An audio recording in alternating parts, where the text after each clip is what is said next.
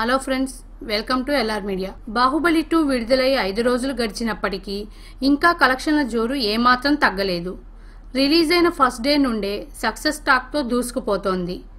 ఇంతటి ఘన విజయం సాధించినప్పటికీ ఈ చిత్రంలో కొన్ని సన్నివేశాలు మాత్రం నేటికి జవాబులేని ప్రశ్నలుగానే మిగిలిపోయాయి.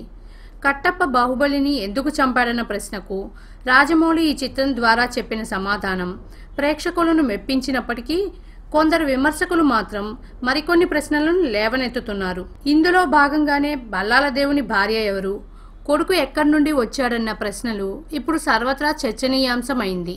అయితే ఈ ప్రశ్నకు బాహుబలి ఫ్యాన్స్ కొందరు తమకు సమాధానం తెలుసంటున్నారు.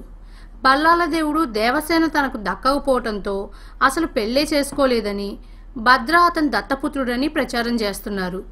అదే నిజమైతే ఆ విషయం సినిమాలో ఎందుకు చూపించలేదని మరికొందరు అభిప్రాయపడుతున్నారు. ఏదేమైనా ఈ ప్రశ్నకు రాజమౌళి స్వయంగా సమాధానం చెప్పాల్సి ఉంది. ఈ వీడియో మీకు నచ్చినట్లయితే లైక్ మరియు షేర్ చేయండి. విలువైన మీ అభిప్రాయాలను కామెంట్ రూపంలో తెలియజేయండి. మరిన్ని న్యూ అప్డేట్స్ కోసం ఎల్ఆర్ మీడియాను సబ్స్క్రైబ్ చేయండి.